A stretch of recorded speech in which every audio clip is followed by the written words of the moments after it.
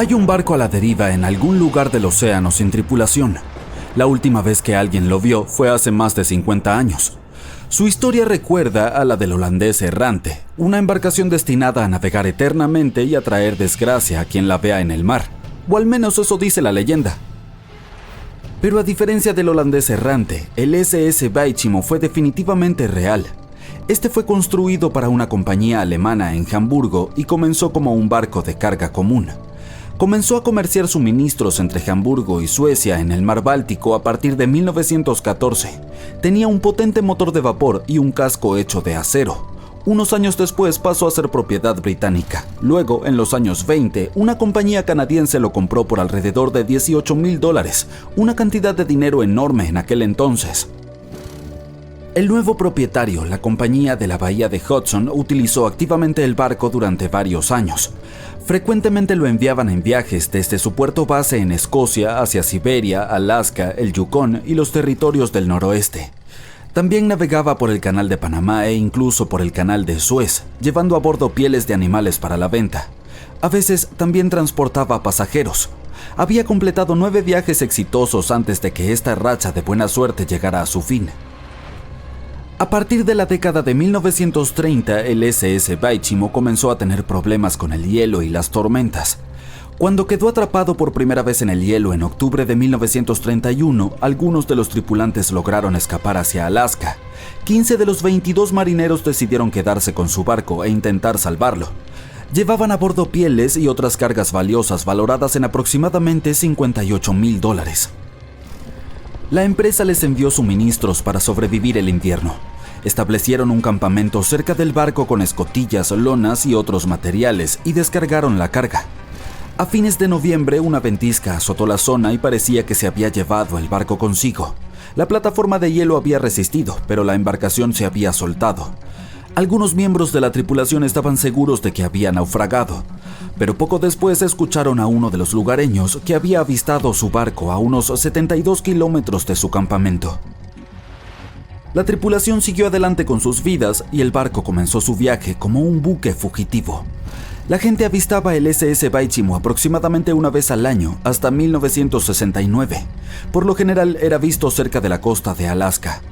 Un hombre que iba hacia Nome con su trineo de perros, prospectores, exploradores y cazadores de tesoros, todos afirmaron haber visto el SS Baichimo. Alguien intentó abordarlo y llevarlo al puerto, pero terminó varado en él durante días debido al terrible clima. Otros tuvieron más suerte y lograron llevarse un bote ballenero, algunos muebles y otros objetos valiosos del barco. Aquellos que se acercaron a él vieron que estaba dañado y le faltaba la hélice. Aún así se mantuvo a flote sin tripulación durante al menos 38 años y se convirtió en el barco fantasma que más tiempo ha navegado en la historia. En 2006, las autoridades de Alaska iniciaron un proyecto para resolver el misterio del barco fantasma del Ártico y finalmente encontrar al SS Baichimo, ya fuera sobre o bajo el agua. Sin embargo, hasta ahora no se ha tenido éxito. El SS Baichimo sigue siendo uno de los aproximadamente 4,000 barcos que han desaparecido frente a las costas de Alaska. Si la leyenda del siglo XVII no miente, este barco fantasma podría estar navegando en algún lugar junto al holandés errante. Esta embarcación, también llamada holandés volador, pertenecía a la Compañía Neerlandesa de las Indias Orientales. Su capitán logró hacer lo imposible para esa época y navegó de los Países Bajos a Indonesia en solo 3 meses. Decían que volaba sobre el mar y algunas lenguas maliciosas explicaban que había hecho un pacto con las fuerzas del mal para lograrlo. Una vez, cuando el barco navegaba de regreso a casa, su capitán y la tripulación desaparecieron sin dejar rastro. Hay muchas versiones sobre lo que les ocurrió. Una de las primeras dice que intentó entrar al puerto en el Cabo de Buena Esperanza. Se encontró con una terrible tormenta y se hundió, ya que no había capitán que pudiera salvarlo. Otra leyenda cuenta que el capitán se negó a obedecer a los cielos para dejar que el barco se hundiera durante la tormenta.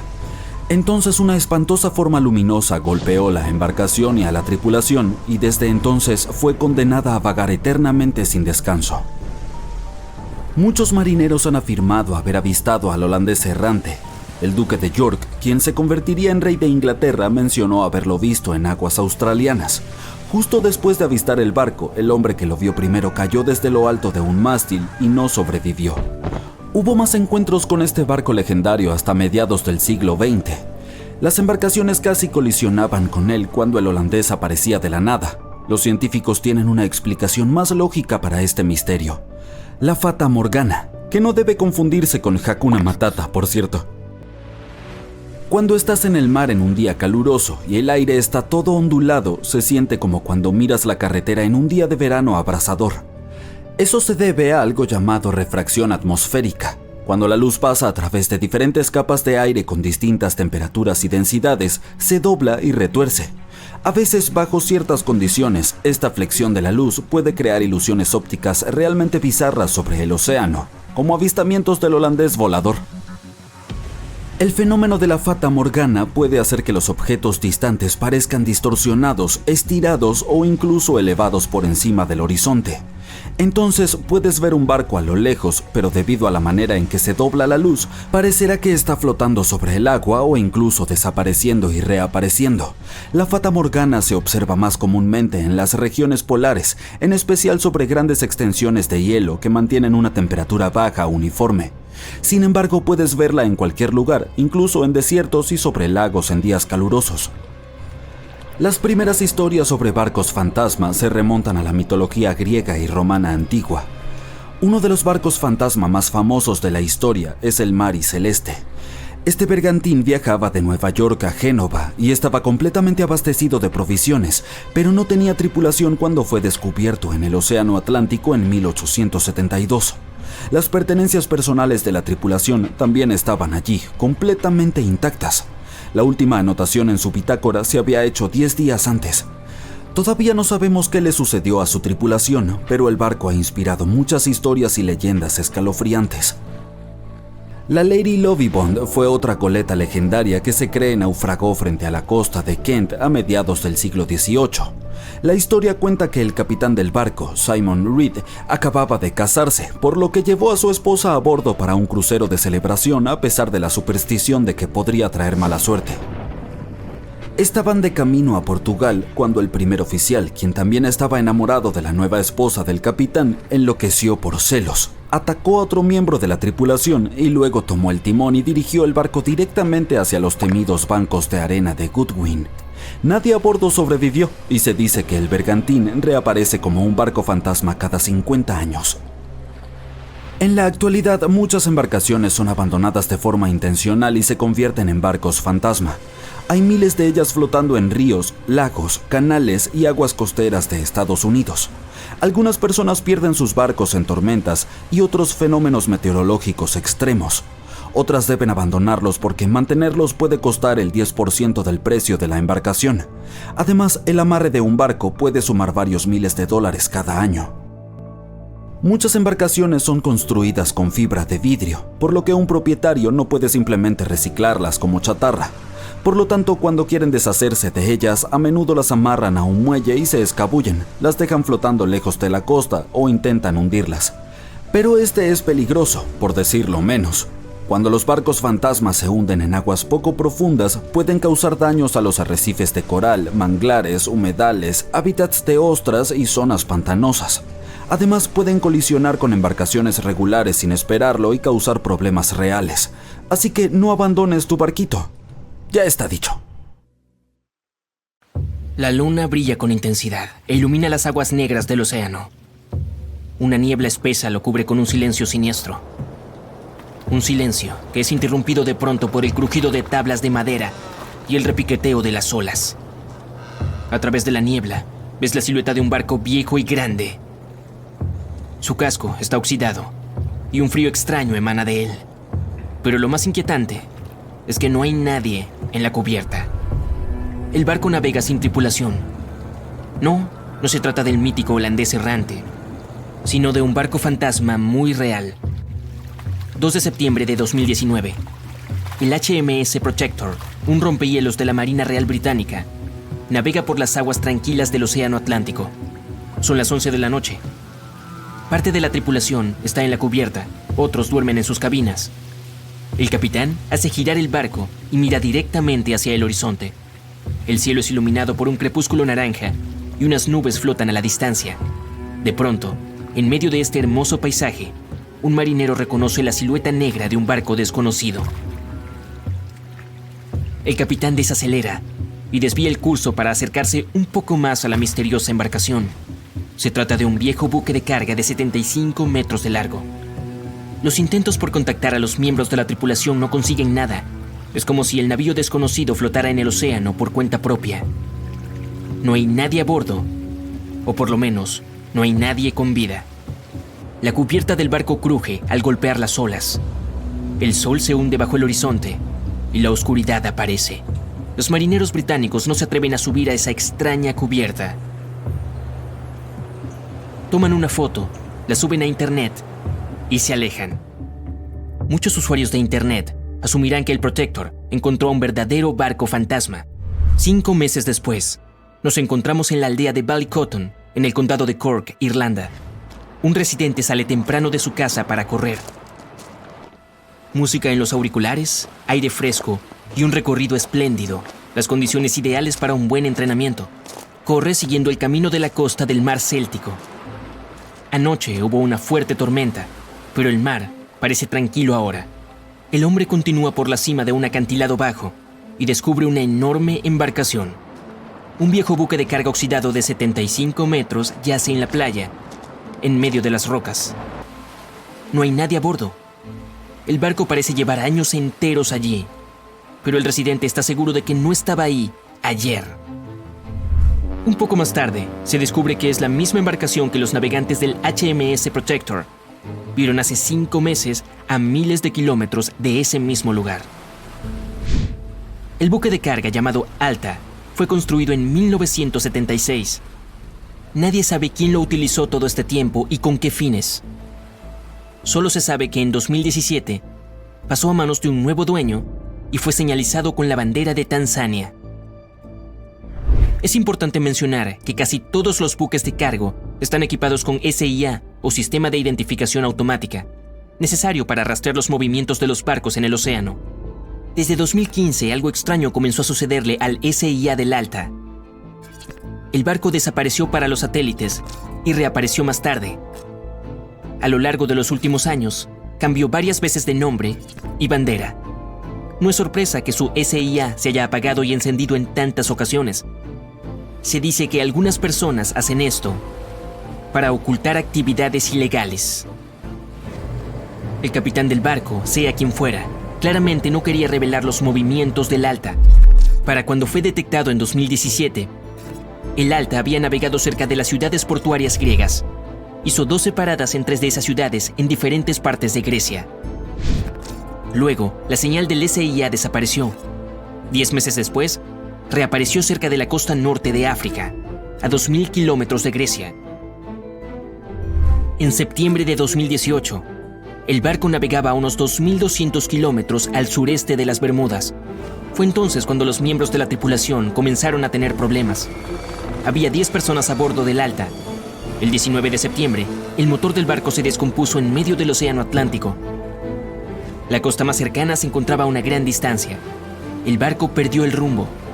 Los días pasaron, pero la tripulación no lograba repararlo. Los suministros de comida escaseaban. La tripulación comenzó a entrar en pánico e intentaban contactar a alguien. La situación empeoró cuando se descubrió que un fuerte huracán se acercaba al lugar donde el Alta se había descompuesto. La tripulación se comunicó con la Guardia Costera de los Estados Unidos.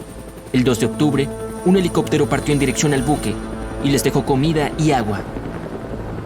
Con eso debía bastar para que la tripulación sobreviviera varios días. Una semana después, un bote de rescate navegó unos 2.400 kilómetros para dar con el Alta y ayudar a los marineros varados. Poco después del inicio del huracán, los rescatistas estadounidenses tuvieron éxito. Toda la tripulación fue llevada a Puerto Rico. El Alta permaneció a la deriva en el océano. Poco después, otro barco llegó y lo remolcó hacia la costa de Guyana. Fue entonces cuando algo salió mal, otra vez. El barco fue secuestrado. ¿Quién lo hizo y por qué? Todavía es un misterio. Pero después, por alguna razón desconocida, los responsables decidieron abandonarlo a su suerte en medio del océano. Durante casi un año, la ubicación del barco no pudo ser rastreada. Después, en septiembre de 2019, la Marina Real Británica lo encontró. Se desconoce cómo fue que el Alta logró cubrir la distancia del Atlántico y terminar en la costa de Irlanda. Se inició una investigación en este último país. Es necesario identificar al dueño del buque y hallar a alguien responsable para que lo remolque. Pero desde entonces no han encontrado a nadie. En una ocasión, una persona desconocida llamó a las autoridades irlandesas y dijo ser el dueño del Alta, pero no ofreció ningún tipo de evidencia. Se encontraron varios barriles de petróleo a bordo. Para desmantelar el barco, las autoridades tendrán que gastar unos 10 millones de euros. Los residentes locales también están molestos con el naufragio. El metal corroído es malo para el medio ambiente. Y unos chicos ya han subido a bordo. Publicaron un video en internet desde el interior del buque abandonado. El destino del Alta continúa sin resolverse. Aún permanece ahí. Ese barco navegó solo 2 años por el océano. En cambio, imagina si otra embarcación hiciera lo mismo durante 38 años. En todo ese tiempo, nadie logró capturarla. Y las personas aún siguen buscándola. Ese barco se llama SS Beichimo. Se trata de un buque mercante propiedad de una empresa comercial canadiense. En 1931, el barco quedó atascado en el hielo cerca de la costa de Alaska. Una fuerte tormenta de nieve se desató. La tripulación esperó una semana antes de que se terminara, pero solo empeoró. Un día, el clima mejoró un poco y una parte del grupo fue evacuada a la ciudad más cercana. El resto, junto con el capitán, instaló un campamento cerca del barco. La tormenta volvió a estallar y no se detuvo por un buen tiempo. Era tan intensa que el capitán no podía ver lo que había a más de 1 metro de distancia. Por fin, cuando la tormenta pasó, el capitán descubrió que el navío simplemente había desaparecido. Supuso que el Beichimo se había hundido durante la tormenta. Una semana después, se le vio deambulando cerca del lugar donde se había perdido. El casco estaba tan dañado que no era seguro navegar en él. Así que el capitán decidió abandonarlo. Sin embargo, este no se hundió. Pasó 38 años a la deriva, recorriendo distintos puntos de la costa de Alaska. Más de una vez, las personas subieron a bordo, incluyendo a unos residentes nativos de Alaska y un grupo de investigadores. Los intentos de salvarlo del mar terminaron en fracasos. Las operaciones de rescate fueron saboteadas por el hielo a la deriva y el mal clima. La última vez que se le vio fue en 1969. El barco estaba congelado y bloqueado por el hielo. En 2006, el gobierno creó un proyecto especial para hallar al Beichimo. Sin embargo, en todos estos años, sigue sin aparecer. Su paradero es un misterio. Es probable que por fin haya encontrado la paz y que ahora descanse en el fondo del mar de Chukotka. El vigía grita: «¡Iceberg justo adelante!». El Titanic golpea el hielo. El agua empieza a inundarlo. Los pasajeros de tercera clase están encerrados. No hay suficientes botes salvavidas para todos. Cunde el pánico. Los violines suenan. El barco se hunde. Bueno, todos conocemos la historia de la película Titanic como si fuera la palma de nuestra mano a estas alturas. Pero, ¿y si te dijera que Hollywood nos mintió? Para contar la verdadera historia de lo que sucedió esa fría noche de 1912, necesitamos retroceder un poco. El vigía grita: «¡Iceberg justo adelante!». Sí, esa parte era cierta. Justo antes de las 11:40 de la noche, Frederick Flett notó algo más oscuro que el mar directamente delante. A medida que el barco se acercaba, se dio cuenta de que era un iceberg. Las máquinas se invirtieron rápidamente y el barco giró de forma brusca. En lugar de chocar de frente, el Titanic rozó el costado del iceberg y esparció hielo sobre la cubierta delantera en el proceso. Si recuerdas, en la película, Jack y Rose están teniendo un momento romántico cuando sienten que el barco tiembla tras golpear el iceberg. Todo se sacude como si estuvieran en medio de un ligero terremoto. Algunos pasajeros de la vida real informaron haber sentido algo similar después del impacto, pero según el sobreviviente del Titanic, Frank Prentice, no fue exactamente así. Dijo que no hubo un impacto como tal y todo se sintió más como si estuvieras frenando de golpe con tu auto. El barco se detuvo y eso fue todo. Algunas personas incluso durmieron durante la colisión, lo que confirma que no hubo un impacto tan abrupto. El señor Prentice, curioso por lo que había ocurrido, salió de su cabina y se dirigió a la cubierta. Cuando llegó allí, todo lo que pudo ver fue un poco de hielo en la superficie, no el colosal iceberg que Jack y Rose notaron. Sin embargo, como todos sabemos ahora, el verdadero daño ocurrió por debajo de la línea de flotación, donde el iceberg tenía una esquirla dentada que abrió una grieta de 91 metros en el casco del Titanic. Una vez que la tripulación se dio cuenta de la gravedad del daño, comenzaron de inmediato a enviar llamadas de auxilio a los barcos cercanos para pedir ayuda. En algún punto de la película, el operador de radio va al capitán y le dice que solo hay un barco cerca, el RMS Carpathia, que más tarde termina rescatando a muchos pasajeros. Pero en la vida real había más barcos alrededor. Se cree que el SS Californian estuvo a solo unos 37 kilómetros de distancia.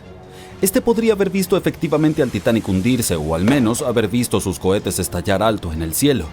Sin embargo, por razones que nunca comprenderemos del todo, su personal no intentó ayudar. Regresemos a la historia. Ahora la gente necesita desembarcar el barco. A las 12:45 el bote salvavidas número 7 fue el primero en ser descendido. Al igual que en la película, se les dijo a las mujeres y los niños que se subieran primero. Pero en realidad algunas mujeres dudaron e incluso se negaron a entrar en los botes salvavidas. El señor Prentice dijo que esto sucedió principalmente por dos razones. Primero, estos botes salvavidas estaban a gran altura y los pasajeros estaban aterrorizados por la caída de 21 metros desde la cubierta hasta el océano. Y segundo, la mayoría de las mujeres no creían que el Titanic realmente se hundiría. Después de todo, lo llamaban insumergible, así que la idea de subirse a un bote salvavidas parecía inútil en ese momento. Esta mentalidad probablemente explica por qué Lois Smith, una pasajera de primera clase, recordó que al principio no hubo pánico ni caos. Otros sobrevivientes confirmaron esto, puesto que dijeron que no había mujeres ni niños llorando. Pero una cosa que en verdad era preocupante, al menos para la tripulación, era la posibilidad de que los botes salvavidas se hundieran bajo demasiado peso. Esta es una de las teorías de por qué los primeros botes salvavidas partieron llevando solo una fracción de su capacidad total. Como el bote salvavidas número 7, que solo llevaba 27 personas aunque podía albergar hasta 65. En total, el Titanic tenía 20 botes salvavidas que podían transportar a aproximadamente la mitad de las 2.200 personas a bordo esa noche. Pero eso no sucedió y ahora sabemos que los pasajeros no tenían idea de que no había suficientes para todos. Mientras las mujeres abordaban tranquilamente los primeros botes salvavidas, los músicos se dirigían a la cubierta. Su único objetivo era tocar y mantener la calma entre los pasajeros. Eso es un hecho bastante conocido, pero la verdadera historia es que algunos sobrevivientes dijeron que nunca vieron ni escucharon a la banda, ni a ningún violinista. No es que Hollywood te haya engañado. Sin embargo, los músicos tocaron durante más de 2 horas después de que el barco chocara con el iceberg. Así que quizá estos pasajeros estaban demasiado aterrados para notar las canciones, o los músicos comenzaron a tocar más tarde de lo que pensamos. Ahora es momento de hablar sobre el terrible trato que los pasajeros de tercera clase recibieron. La película retrató a la tripulación como cruel, como si hubieran encerrado a los menos afortunados bajo cubierta como animales, sin darles oportunidad de llegar a los botes salvavidas para salvar sus vidas. Pero la investigación oficial del desastre sugirió que eso no era cierto. Es decir, sí, menos pasajeros de tercera clase sobrevivieron en comparación con los de primera y segunda clase, pero hubo otros factores en juego. Muchos pasajeros de tercera clase se mostraron reacios a abandonar el barco aferrándose a sus pertenencias y tuvieron más dificultades para subir desde sus camarotes que estaban en los extremos del barco. Algunos sobrevivientes confirmaron que no estaban encerrados. De hecho, fue todo lo contrario. La señora George Wabi, una mujer libanesa que viajaba en tercera clase, dijo que cuando estalló el caos, algunos valientes miembros de la tripulación y pasajeros de primera clase bien vestidos en realidad la ayudaron a subir a la cubierta de primera clase y finalmente a un bote salvavidas. Al principio, el Titanic se hundía lentamente, poco a poco. Los pasajeros informaron haber visto el agua subir y haber escuchado estallidos y cuarteaduras. Luego hubo un fuerte boom.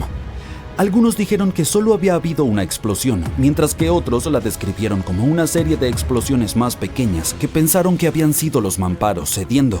Y también hubo un grupo de personas que dijo que solo había escuchado un sonido retumbante. Entonces, no todos estuvieron de acuerdo sobre el sonido que habían escuchado, pero un hecho es innegable.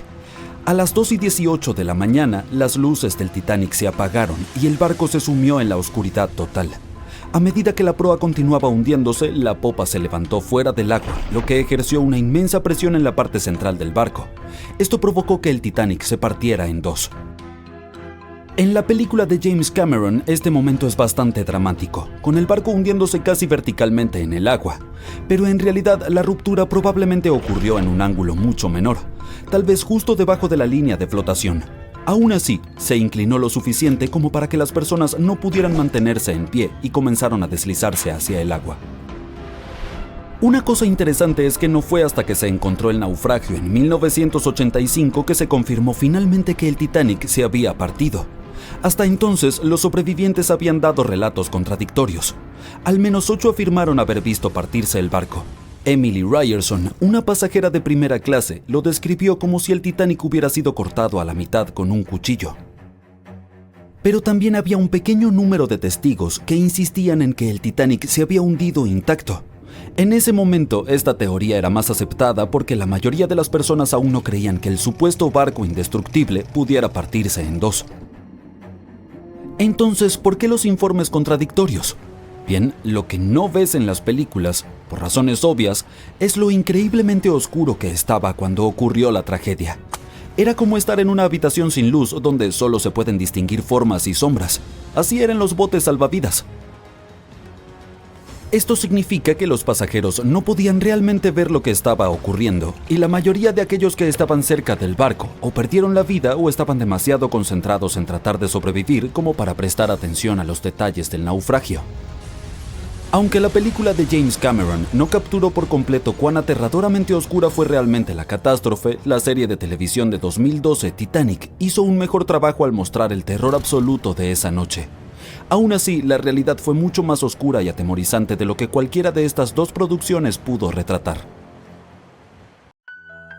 Dos marineros estaban navegando no muy lejos del infame Triángulo de las Bermudas cuando notaron un barco que parecía moverse por sí solo. Sus velas estaban bajadas y el motor no funcionaba. Uno de los hombres era Matt Rutherford, el primero en navegar solo y sin parar alrededor de Norte y Sudamérica, quien vio mucho durante sus travesías. Pero esta situación era espeluznante incluso para él. Un bote terriblemente abandonado que podría estar ocultando cosas aterradoras en su interior. Aún así, Rutherford decidió acercarse a inspeccionar la embarcación para ver si había alguien a bordo que necesitara ayuda. Esta historia ocurrió en 2013, pero los marineros esperaron 10 años antes de publicar las imágenes que tomaron. El barco fantasma, que resultó llamarse Wolfhound, parecía ser de gama alta y probablemente costó cientos de miles de dólares. Parecía que quien lo abandonó se fue con prisa. Había ropa y otras pertenencias por toda la cabina principal. Algunas partes del techo habían caído y varios cajones estaban abiertos. Rutherford tenía miedo de abrir puertas y compartimentos, así que buscó cuidadosamente por el bote paso a paso y, por suerte, no encontró personas que necesitaran ayuda. Los marineros decidieron remolcar el barco fantasma de regreso a Bermudas. No fue fácil porque el Wolfhound era más grande y pesado que su embarcación. Después de días en el mar, la tripulación estaba quedándose sin combustible y le pidió a un carguero que pasaba que se detuviera y le suministrara un poco de gasolina. Continuaron tirando del Wolfhound solo con la fuerza de las velas hasta que la cuerda de remolque se enredó en el timón y se dieron cuenta de que podrían quedar varados en el Triángulo de las Bermudas. Así que tuvieron que abandonar el barco. Después de otros 23 días en el Atlántico, finalmente llegaron a Bermudas.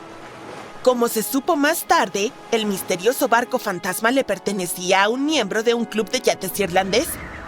Se topó con una tormenta con olas de 6 metros de altura y vientos muy fuertes que le impidieron continuar su travesía. Una embarcación de carga griega rescató a la tripulación, pero tuvieron que abandonar el bote.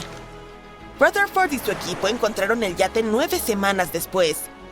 El Wolfhound es uno de más de 50 barcos y 20 aviones que han desaparecido en el Triángulo de las Bermudas desde mediados del siglo XIX.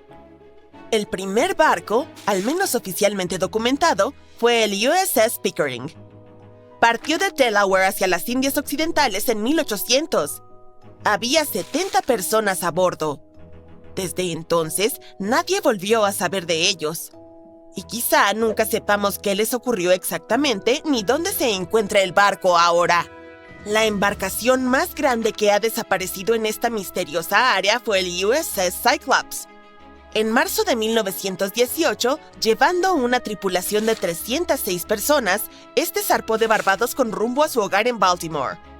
Llevaba a bordo toneladas de mineral de manganeso denso, que se utilizaba en la fabricación de acero. Algo sucedió durante su viaje de 9 días, cuando pasaba por el Triángulo de las Bermudas. El último mensaje del Cyclops decía: clima despejado, todo bien. Pero luego desapareció para siempre, sin siquiera emitir una señal de SOS. Otro barco que supuestamente el Triángulo de las Bermudas se llevó para siempre fue el Cotopaxi en 1925. Estaba cargado con carbón y tenía una tripulación de 32 personas a bordo. Su viaje debía ir de Charleston, Carolina del Sur, a La Habana, Cuba. Pero algo salió mal y la embarcación desapareció. Recientemente, científicos descubrieron que el Cotopaxi yacía en el fondo del océano, a unos 56 kilómetros de San Agustín, Florida. Los buscadores que solían bajar hasta el naufragio apodaron este lugar como Naufragio del Oso, pero no se dieron cuenta de que estaban explorando los restos del Cotopaxi. Uno de ellos, Michael Barnett, había intentado identificar el naufragio durante más de 15 años. Midió cuidadosamente diferentes partes de los restos que habían sobrevivido bajo el agua con su equipo. Cuando compararon estas mediciones con los antiguos planos del Cotopaxi, vieron que todo coincidía perfectamente. El tamaño y la posición de las calderas eran exactamente como se describían en los planos. Esto les ayudó a confirmar que habían encontrado el Cotopaxi. Y parece que no hubo nada misterioso en su desaparición. Fue una combinación de mal mantenimiento, descuido y mal tiempo. Muchas de las escotillas utilizadas para acceder a la bodega donde se almacenaba el carbón estaban rotas o faltaban. Esto significaba que si el barco encontraba una tormenta, el agua entraría fácilmente en la bodega de carga y la embarcación se volvería inestable y se hundiría. Mientras el Cotopaxi navegaba frente a la costa de Florida, se topó con una tormenta tropical. Justo antes de desaparecer, envió una llamada de auxilio. Estaba cerca de San Agustín, por lo que todas las piezas de rompecabezas se encajaron en un solo lugar. La gente ha ideado todo tipo de teorías para explicar lo que podría estar sucediendo en el Triángulo de las Bermudas. La más descabellada es que naves espaciales de otros planetas están llevándose estos barcos y aviones. O tal vez tenga algo que ver con la ciudad perdida de Atlántida, una legendaria urbe submarina. Pero también existen explicaciones más racionales, como el hecho de que esta área a menudo experimenta climas salvajes e impredecibles, con tormentas repentinas y trombas marinas. Durante cientos y cientos de años, los marineros han contado historias sobre enormes olas gigantes que parecen surgir de la nada en el océano abierto. En el pasado sonaba como un cuento, pero en los últimos 20 años, los satélites han detectado estas olas anómalas. Algunas de ellas han superado los 30 metros de altura. Las tormentas provenientes del Golfo de México pueden impactar el área del Triángulo de las Bermudas y generar olas muy agitadas e impredecibles. Científicos construyeron un modelo del USS Cyclops y lo pusieron en un simulador de olas. Dicen que incluso una ola gigantesca de 15 metros de altura sería suficiente para volcar esa nave. Tenía un fondo plano y era menos estable y más propensa a volcarse. También hay muchas colinas y profundos valles en el fondo del océano, lo cual puede ser peligroso si un barco no navega con cuidado. A veces, las cosas pueden salir mal con los motores, los sistemas de comunicación u otro equipamiento. Si un avión o embarcación tiene un problema mecánico lejos de la Tierra, puede ser realmente difícil obtener ayuda con rapidez, en especial si los equipos de rescate están lejos. El Triángulo de las Bermudas también tiene anomalías magnéticas, por lo que en algunas partes de él, las brújulas pueden apuntar en la dirección equivocada. Y luego están los errores humanos, como calcular mal las distancias, tomar giros equivocados o no escuchar con atención las instrucciones. Esto es lo que le sucedió al vuelo 19, un grupo de aviones que desapareció. El líder de la travesía, el teniente Charles Taylor, decidió volar hacia el mal tiempo sin todo el equipo necesario. Además, estaba cansado, por lo que le fue realmente difícil tomar buenas decisiones. Las desapariciones en el Triángulo de las Bermudas no ocurren con más frecuencia que en otras partes del Océano Atlántico, donde viajan muchos barcos y aviones. Simplemente atraen más atención y comentarios. Aún no encontrarás el Triángulo de las Bermudas en ningún mapa y no tiene fronteras oficiales. Así que tal vez nunca podamos resolver su misterio porque no podemos estar seguros de que realmente exista. Pero tal vez deberíamos preocuparnos por otro Triángulo de las Bermudas, el que está en el espacio. Este no hace que las cosas desaparezcan por completo, pero causa interferencias con los equipos de las naves espaciales, provoca fallas y hace que las cosas dejen de funcionar por un tiempo. El Triángulo de las Bermudas del Espacio, más conocido oficialmente como la Anomalía del Atlántico Sur, SAA, es un área única sobre la Tierra que se extiende por partes de América del Sur y África, desde Chile hasta Zimbabue. Se ubica justo donde una parte del escudo magnético terrestre es más débil de lo habitual. Cuando un satélite pasa por esta área, miles de partículas de alta energía, especialmente protones, impactan cada centímetro cuadrado de este cada segundo. Para mantener los satélites seguros de esta radiación, las agencias espaciales a menudo los ponen en modo de reposo cuando atraviesan el SAA. El telescopio espacial Hubble atraviesa el SAA alrededor de 10 veces al día y pasa aproximadamente un 15% de su tiempo en modo de suspensión debido a esta anomalía. Incluso los astronautas en la Estación Espacial Internacional, EEI, que también viaja cerca de esta zona, deben tener cuidado con la radiación. Partes de la EEI, como la cocina y las áreas de descanso, cuentan con protección adicional. En una agradable noche de verano del 30 de agosto de 1892, un magnate naviero, Peter G. Minch, llevó a su familia de crucero por el lago Superior. Viajaban en el Western Reserve, que se suponía que era uno de los barcos más seguros de su época. Estaba hecho de un tipo de acero parecido al utilizado para construir el Titanic y terminó con un destino trágico similar. El barco se partió en dos y fue encontrado recién 132 años después, en 2024. El barco de vapor de 90 metros fue el primer carguero revestido de acero en los Grandes Lagos. Un periódico lo llamó el Galgo de Interior, por la rapidez en la que cortaba las aguas. Peter G. Minch era el propietario e inventor de esta embarcación, que había sido construida 2 años antes en Cleveland. En la noche de su último viaje, el barco partió hacia Two Harbors, Minnesota. Minch llevó a 5 de sus familiares, su esposa, sus 2 hijos, su cuñada y su sobrina. A bordo también había 22 miembros de la tripulación. Fue un viaje agradable y tranquilo mientras navegaban por el lago Hurón. Poco después de que dejaron Whitefish Bay, el lago se volvió indomable y la tripulación tuvo que echar anclas por un tiempo. Más tarde, esa noche, al entrar en el lago Superior alrededor de las 9, una violenta tormenta de verano apareció con vientos poderosos y olas rompientes. Entonces el desastre. El barco comenzó a partirse en dos. En solo 10 minutos el Western Reserve estaba completamente bajo el agua. Todos lograron subir a los botes salvavidas. La familia Minch, con algunos miembros de la tripulación, tomó el de madera y las 10 personas restantes se metieron en el de metal. Pero la tormenta fue tan brutal que el bote de metal se hundió de inmediato y solo unos pocos lograron subir al otro bote salvavidas. El segundo bote flotó durante las siguientes 10 horas. Un barco de vapor pasó cerca, pero no notó ni escuchó a las personas que pedían ayuda. Alrededor de las 7 de la mañana siguiente, el bote salvavidas llegó a estar a 1,5 kilómetros de la costa de Deer Park, Michigan. Estaban tan cerca de estar a salvo, pero tristemente el bote salvavidas también se volcó y todos acabaron en el agua helada. El único sobreviviente de esta tragedia fue Harry Stewart, de 24 años, el timotel del barco. Nadó más de 1 kilómetro a través de las aguas heladas y logró llegar a la orilla, casi inconsciente pero vivo. Más tarde mencionó que sobrevivió gracias a una chaqueta de marinero de tejido grueso y ajustada.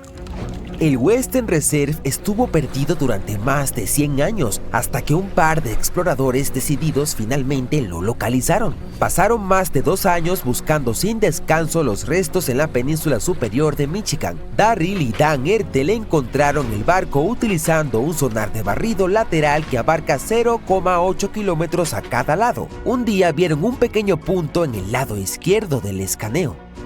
Era pequeño, pero Darryl midió la sombra, notó que tenía unos 12 metros de altura y se dio cuenta de que debía ser algo importante. Así que dieron la vuelta y escanearon directamente sobre el punto. Vieron escotillas de carga y parecía que el barco se había partido en dos, con una mitad encima de la otra en una posición casi imposible. Cada pieza medía alrededor de 45 metros de largo y una vez que comprobaron el ancho, supieron con certeza que acababan de encontrar el legendario Western Reserve. Los historiadores aún no están seguros de por qué el barco que se suponía que era insumergible se partió por la mitad de repente, pero tienen algunas teorías. Una idea es algo llamado curvatura. Sucede cuando el barco sube sobre una ola gigante y la proa y la popa quedan suspendidas en el aire sin nada debajo para sostenerlas. Eso ejerce una tremenda presión en el medio y se dobla como un palo cuando tiras de ambos extremos. Otra razón plausible tiene que ver con el acero del que estaba hecho el barco. En aquel entonces, el acero era el nuevo y más popular sustituto del hierro. Sin embargo, el control de calidad no era perfecto. Algunas placas de acero no se fabricaron adecuadamente, lo que pudo haber ocasionado un punto débil significativo en el casco del barco. También existe la posibilidad de que el barco no tuviera suficiente lustre, que es el peso utilizado para mantener la estabilidad, o quizás no estaba bien equilibrado. Lamentablemente, solo 8 semanas después de la tragedia del Western Reserve, otro buque que había sido construido al mismo tiempo con placas de acero similares repitió el destino de su gemelo. El W.H. Gilcher era un carguero a vapor de lago utilizado para transportar mercancías entre puertos en los Grandes Lagos. Partió en lo que se suponía que sería un viaje de rutina el 26 de octubre de 1892, cargado con más de 3.000 toneladas de carbón. El barco dejó Buffalo con rumbo a Milwaukee. El capitán Letts H. Weeks y una tripulación de 18 personas estaban a bordo.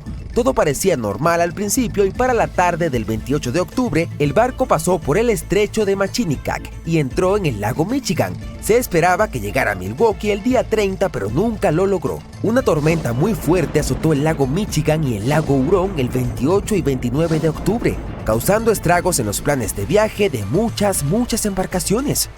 Cuando la tormenta finalmente pasó y los barcos comenzaron a llegar al puerto, la gente empezó a reconstruir lo que había sucedido. Al W.H. Gilcher, un capitán que estaba navegando cerca con su goleta, dijo que vio un gran vapor luchando contra la tormenta a unos 30 kilómetros al noreste de la isla North Manitou, alrededor de las 8 de la noche del 28. El barco parecía indefenso y no había movimiento ni señales de vida.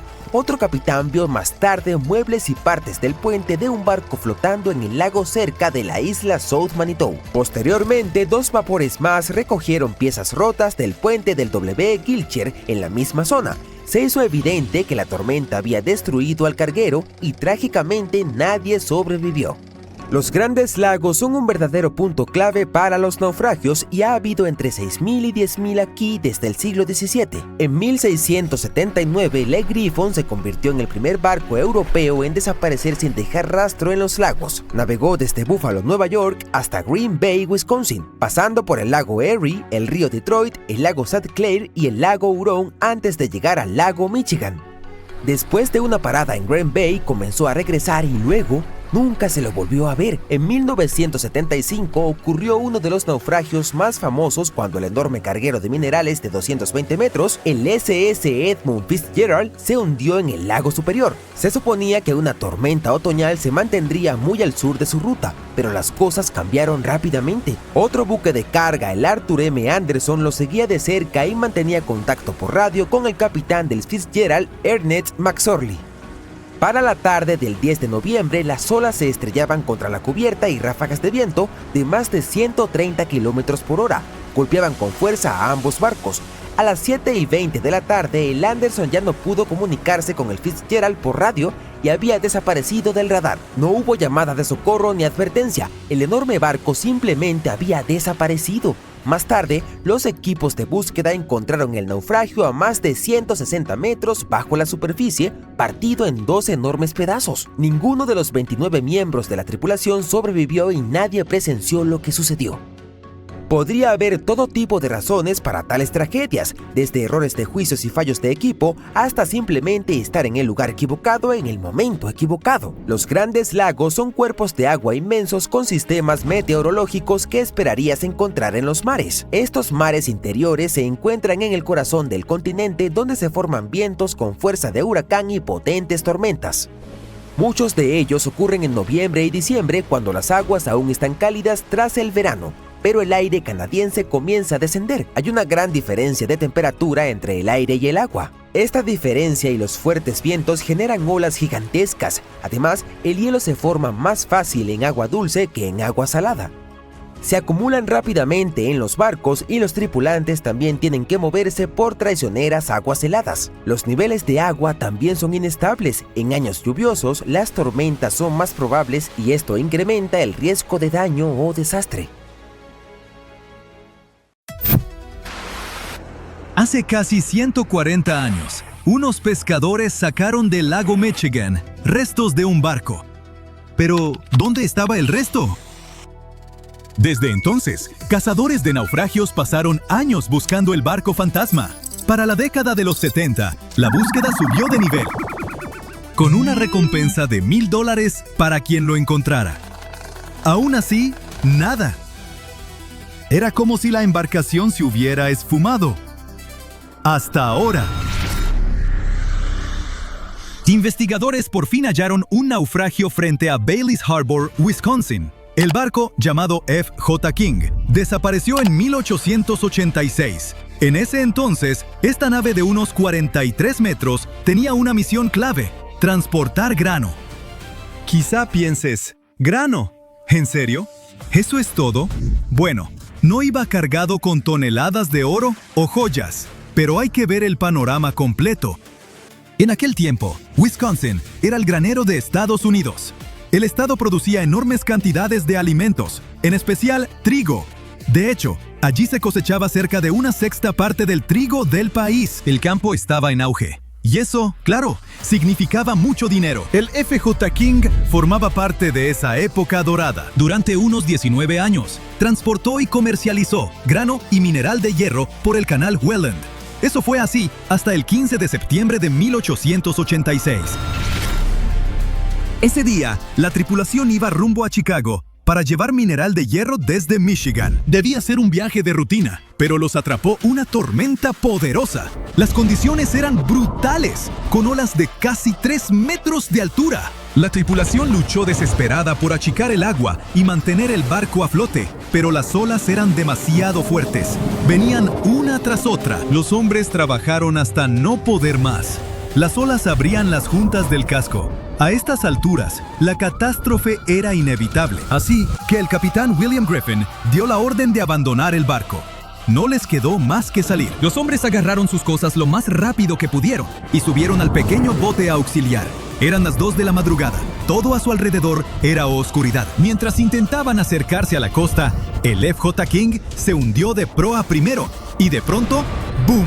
La tripulación miró atónita cómo la caseta de popa volaba por los aires y los papeles del capitán salían disparados a unos 15 metros de altura. Se quedaron en el bote hasta que los recogió una goleta que pasaba por ahí, llamada La Petite. La tripulación los llevó a Bailey's Harbor y momentos después, el capitán Griffin presentó un informe de naufragio. Ahí comenzó el verdadero misterio. En su informe, el capitán dijo que el barco se había hundido como a 8 kilómetros de la costa del lago Michigan, pero era solo su estimación. No se basaba en instrumentos, mediciones, ni nada por el estilo. Era lo que recordaba de esa noche. Una semana después, sin embargo, un farero local vio los mástiles de una goleta asomando del agua, mucho más cerca de la costa.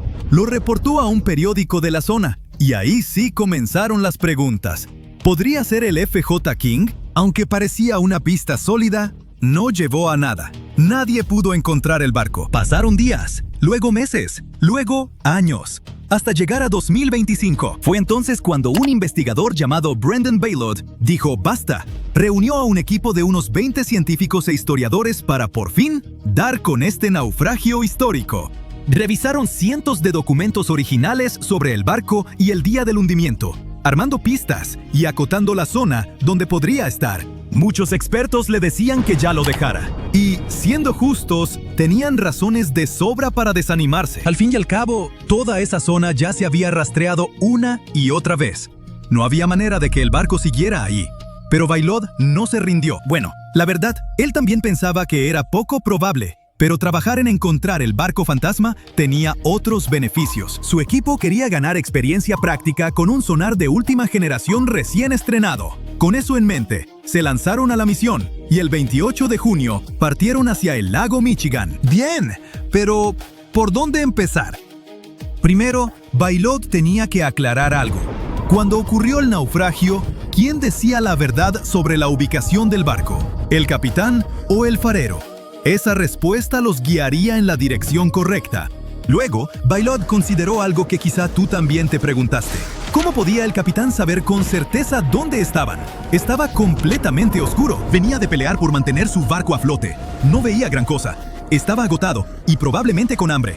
Definitivamente no estaba pensando con claridad. Ahí fue cuando el investigador entendió que las indicaciones del farero probablemente eran más precisas. Por suerte, encontró la nota periodística de 1886, la misma que mencioné antes, donde el farero daba un detalle más preciso de dónde había visto por última vez los mástiles. Lo siguiente que hizo el investigador fue trazar un cuadrante de unos 5 kilómetros cuadrados alrededor de ese punto, y el equipo decidió mapear el fondo del lago dentro de ese cuadrante con su tecnología avanzada. Así que, ahí estaban, a bordo del Shoreline, un barco turístico que normalmente lleva visitantes por la península. Pero ese día no esperaban encontrar nada. Su único objetivo esa tarde era probar su nuevo sonar de barrido lateral, con mucha más capacidad que el modelo anterior que venían usando. Pero después de unas 2 horas de búsqueda, pasó algo extraño. El sonar emitía ondas para mapear el oscuro fondo del lago Michigan, cuando empezó a comportarse de manera un poco distinta. Y a medida que las imágenes se fueron ensamblando, revelaron una forma inconfundible. ¡Un barco! ¡Bingo! ¡Lo habían encontrado! Resultó que el naufragio estaba a menos de 800 metros de donde el farero había dicho que estaría. A estas alturas, algunos de la tripulación tuvieron que pellizcarse. No podían creer lo que veían. Se quedaron boquiabiertos, no solo por encontrar el barco tan rápido, sino por lo bien conservado que estaba. Sí, los investigadores tenían esperanza, pero también pensaban que el barco estaría hecho pedazos. Al fin y al cabo, iba cargado con mineral de hierro, y el peso de todo ese metal pudo haberlo destrozado aún más. Pero no. Para sorpresa de todos, el casco estaba casi íntegro. Sí, la parte delantera por estribor estaba aplastada, pero lo demás seguía ahí. Los investigadores incluso hallaron pertenencias y utensilios de cocina de la tripulación esparcidos por el fondo del lago. Superado el impacto, llamaron a arqueólogos para examinar el sitio y crear un modelo tridimensional del naufragio. Este es el quinto gran naufragio que Vailod y su equipo han encontrado en los últimos 3 años, pero la verdad es que esta región está llena de misterios que aún esperan ser descubiertos. El FG King es solo uno de alrededor de 6,000 barcos que sufrieron daños o se perdieron en incidentes en los grandes lagos durante el siglo XIX, y se estima que cientos de esos pecios siguen ocultos en el fondo de los lagos. Superior, Michigan, Huron, Erie y Ontario. Por fortuna, hallazgos como este podrían volverse cada vez más comunes. De hecho, hoy se encuentran más naufragios que en cualquier otro momento de la historia. Los avances tecnológicos han abaratado y hecho más accesible el escaneo del fondo de los lagos, no solo para profesionales, sino también para aficionados. Y el perfil de los cazadores de naufragios de hoy ha cambiado. Ahora buscan pecios más por su valor histórico que por encontrar tesoros. Otro proyecto que podría ayudar a descubrir aún más naufragios en los grandes lagos se llama Lakebed 2030. Podría cambiarlo todo, porque su objetivo es mapear todo el fondo lacustre y por ahora solo se ha explorado alrededor del 15%. Eso significa que los grandes lagos quizá todavía esconden sus secretos más grandes. Y eso, cuando menos, es súper emocionante. Los barcos de Nemi eran embarcaciones enormes, construidas por los romanos hace más de 2000 años, con pisos de mármol, mosaicos coloridos e incluso plomería para baños lujosos. A diferencia de los barcos típicos de su época, usados para transporte o batallas, estos eran verdaderos palacios flotantes. Pero los barcos de Nemi no eran solo proezas de ingeniería y lujo romano. Su historia es increíble. Perdidos, encontrados y perdidos de nuevo. Estas naves se convirtieron en el centro de una saga misteriosa que ha desconcertado a los historiadores durante siglos. Lo primero extraño sobre ellos tiene que ver con dónde los encontraron. Estos enormes barcos de madera yacían en el fondo del lago Nemi, un lago volcánico de aguas tranquilas ubicado a unos 30 kilómetros al sur de Roma. Durante siglos, los pescadores locales sabían de los naufragios y se dice que se aprovechaban de eso. Usaban ganchos para sacar piezas y artefactos de los barcos de Nemi y los vendían en los mercados. Eso continuó hasta 1446, cuando algunos nobles decidieron que ya era suficiente y comenzaron a investigar las leyendas sobre los barcos de Nemi. Se dieron cuenta de que no era solo un cuento. Ambas naves estaban a unos 18 metros de profundidad en el lago, y desde ahí, el misterio solo creció. Si lo piensas, 18 metros no es tan profundo, y el lago Nemi es bastante pequeño. Solo 1,5 kilómetros de ancho y unos 30 metros de profundidad. Entonces, ¿por qué construir barcos tan enormes en un lago tan pequeño? No tiene mucho sentido, especialmente cuando descubrimos quién los construyó. El emperador romano Calígula. Ya sabes, el conocido por ser uno de los líderes romanos más crueles e impredecibles. Pero algo en lo que casi todos coinciden era su gusto impecable por todo lo extravagante. Calígula gastaba dinero como loco. Se asume que agotó todo el tesoro imperial en un año, con festivales lujosos, banquetes y consintiendo animales. Sí, supuestamente alimentaba a su caballo favorito con avena mezclada con hojuelas de oro. En fin, amaba el exceso. Entonces, ¿por qué construyó 2 barcos enormes en un lago tan pequeño?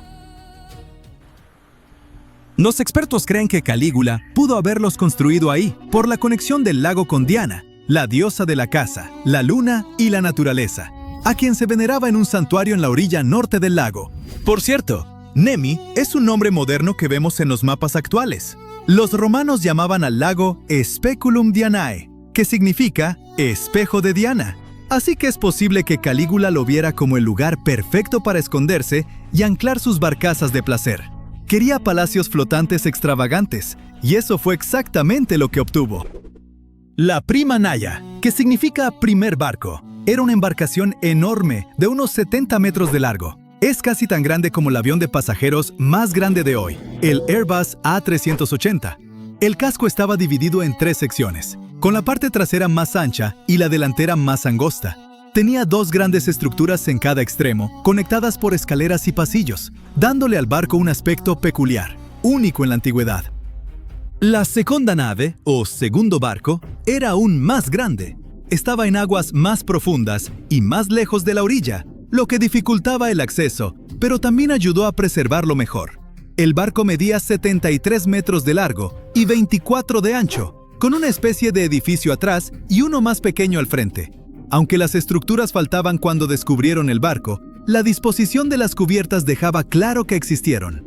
Estos barcos eran absolutamente increíbles. Fueron construidos con los mejores materiales. Mosaicos elaborados formaban los impresionantes pisos llenos de color, y el mármol de alta calidad añadía un toque de elegancia y lujo a los interiores. Los barcos también tenían 10 filas de remos, baños, galerías, salones e incluso jardines con viñedos y árboles frutales. Sí, jardines en un barco. Calígula claramente quería que fueran su propio paraíso privado. Se dice que hacía fiestas desenfrenadas a bordo, donde su mal comportamiento no tenía límites, incluyendo relaciones escandalosas con las esposas de sus generales y senadores. Estos barcos definitivamente fueron diseñados para impresionar, mostrando no solo la riqueza y el poder del emperador, sino también las increíbles habilidades técnicas de los ingenieros romanos. La evidencia sugiere que las naves tenían tecnologías que creíamos no se habían desarrollado hasta después. Tenían sistemas de plomería avanzados, y algunas fuentes sugieren que incluso tenían agua corriente. Hay evidencia de tuberías de bronce y drenajes de plomo, lo cual es una locura para barcos del siglo I. Otra cosa es que las vigas de madera estaban cubiertas de plomo para alejar a las bromas, esos pequeños moluscos famosos por hacer túneles y digerir la madera.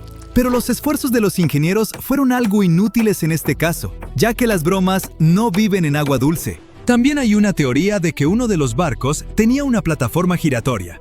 Aún no sabemos su propósito exacto, pero pudo usarse para la presentación rotativa de una estatua, probablemente de Diana, o para entretenimiento, como invitados disfrutando su comida mientras giraban lentamente admirando la vista. ¿Quién sabe? Todos estos hallazgos han llevado a los expertos a creer que los barcos fueron construidos principalmente para recreación o rituales antiguos, o tal vez ambos. Básicamente, el verdadero propósito de los barcos de Nemi sigue siendo un misterio, porque no hay documentación histórica sólida al respecto. Ahora, aunque estos barcos eran maravillas tecnológicas, no duraron mucho. Solo estuvieron en uso alrededor de un año antes de que terminara el reinado de Calígula. Con el tiempo los barcos fueron dañados, llenados de piedras y hundidos en el fondo del lago Nemi. Esto nos trae de vuelta a la historia de su descubrimiento.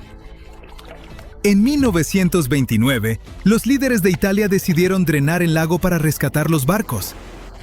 Así que bombearon unos 20 metros de agua. Tomó años sacarlos del lodo. Pero el segundo barco finalmente fue recuperado en 1932. Durante la excavación, los arqueólogos encontraron muchos artefactos valiosos de los naufragios. Poco a poco, enormes anclas, decoraciones de bronce y estatuas de mármol surgieron de las profundidades, junto con elegantes anillos para remos, juntas de bronce y tejas de cobre. El costo de estos barcos debió ser astronómico. Recuperar los recuerdos y artefactos de la época romana era muy importante entonces. Así que sacar los barcos del lago fue un gran triunfo para Italia. En 1936, decidieron construir un museo para exhibir los naufragios, pero su historia dio un giro trágico. Como probablemente sabes, esa fue una época muy afectada por conflictos globales, e Italia no fue la excepción. En 1944, un incendio estalló en el museo, destruyendo los barcos y todo el contenido arqueológico. Bueno, quizá nunca sepamos con certeza quién inició el fuego, pero sí sabemos que los barcos antiguos más grandes jamás descubiertos se perdieron en él. Solo sobrevivieron algunas piezas de bronce, unas maderas carbonizadas y otros artefactos guardados en Roma. Pero como el ave fénix, las naves resurgieron de las cenizas gracias a mucho trabajo de reconstrucción. Después de la restauración, el museo en Nemi fue reabierto en los años 50. Si alguna vez lo visitas, quizá puedas ver parte de un piso de mosaico verde y rojo, de uno de los barcos que, curiosamente, se perdió en algún momento y se usó como mesa de centro en un departamento de Nueva York por más de 50 años. Con todos los giros trágicos en la historia de los barcos de Nemi, ¿quién sabe? Tal vez aún hay piezas de estos palacios flotantes escondidas en diferentes partes del mundo. Una espesa niebla se levanta sobre el océano mientras el sol se hunde lentamente en el horizonte. Es difícil ver más allá de unos metros, pero eso es suficiente para notar una forma descomunal y esquelética a la distancia. A medida que el barco se acerca a ella, tu corazón late más rápido y entonces distingues los detalles de otro navío, abandonado por lo que parece. Los barcos fantasma existen y sus misterios no siempre se resuelven. Por ejemplo, el MV Joyita era un barco de madera construido en 1931 como yate de lujo. Sirvió a varias personas durante más de 20 años, antes de que lo comprara un marinero samoano y se convirtiera en un barco mercante. Pero en 1955 el servicio del Joyita llegó a un final abrupto y misterioso. El 3 de octubre zarpó para otro viaje comercial que no debería haber durado más de 48 horas. Los retrasos ocurren en el mar, así que cuando el Joyita no llegó el 5 de octubre, como estaba previsto, no hubo mucha preocupación todavía. Pero entonces tampoco llegó al día siguiente. No hubo ninguna señal de socorro, ni ningún otro signo de la presencia del Joyita en ningún lugar entre sus puntos de partida y de llegada. Se envió un grupo de búsqueda y rescate para encontrar el barco, y durante 6 días estuvieron explorando la zona de casi 259,000 kilómetros cuadrados. El 12 de octubre la misión regresó a la base con las manos vacías. Joyita desapareció sin dejar rastro.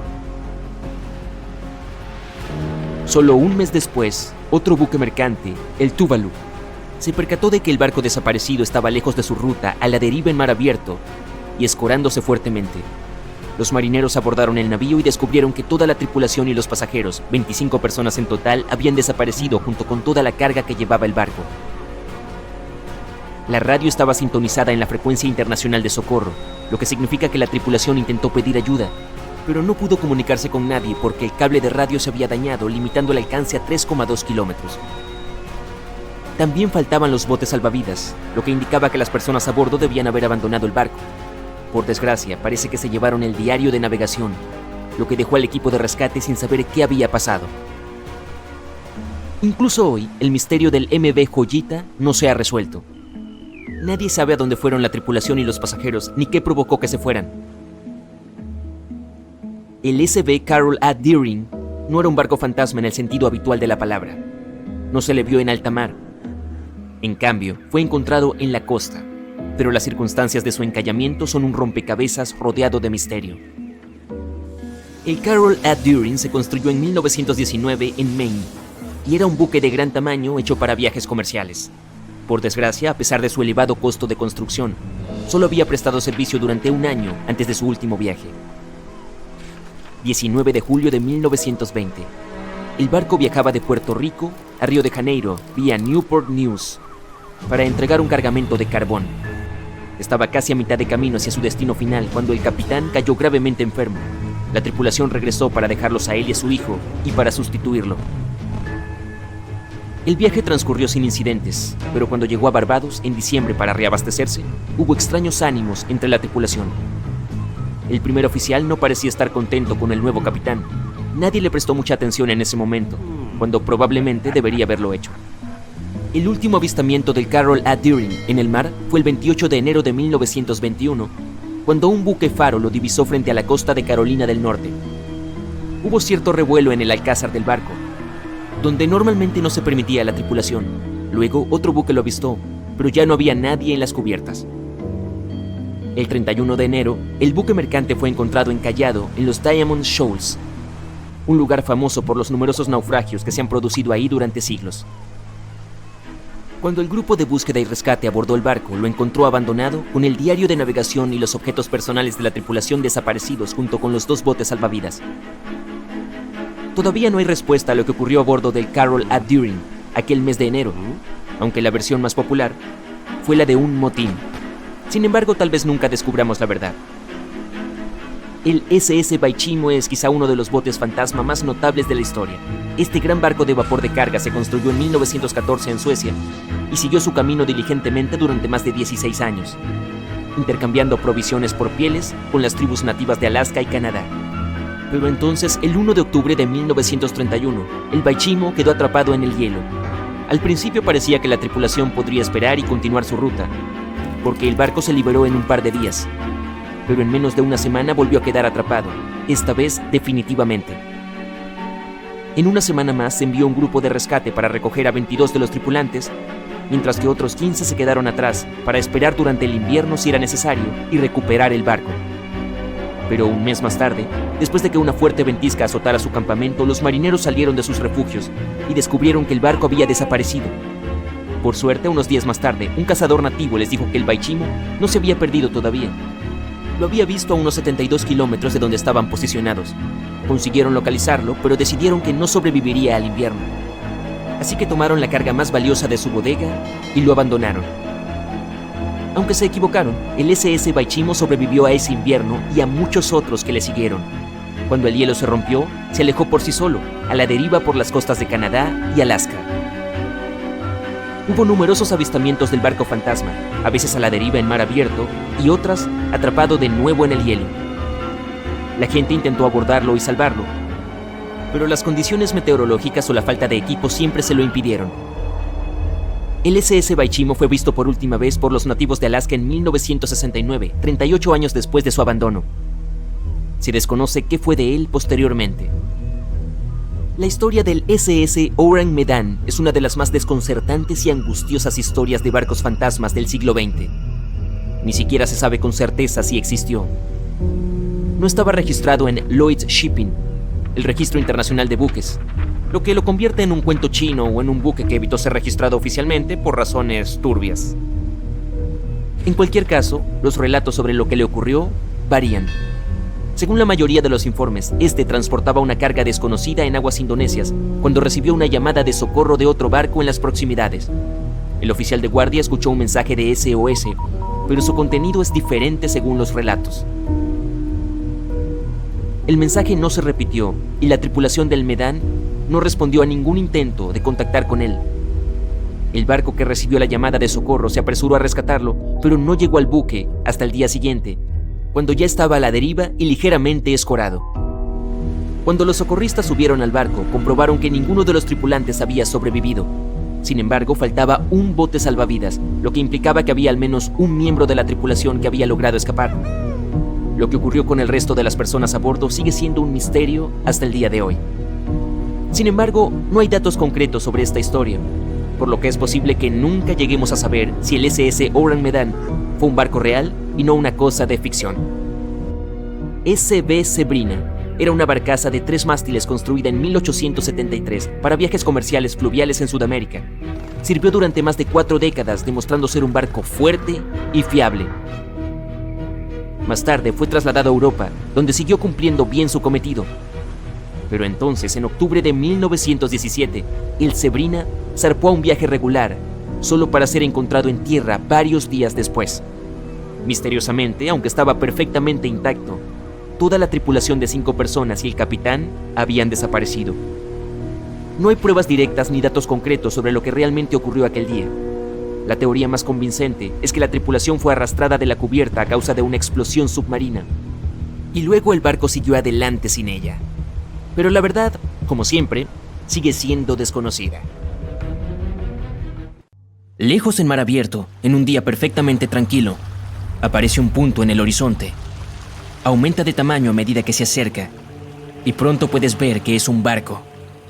Pero cuando lo miras a través del catalejo, un escalofrío recorre tu espina dorsal. El barco está en perfectas condiciones, y su carga está a bordo, pero está completamente desprovisto de gente, flotando con indiferencia por la corriente. Eso fue lo que vio el capitán del Ellen Austin en 1881, y lo que trajo tantos pesares a su tripulación.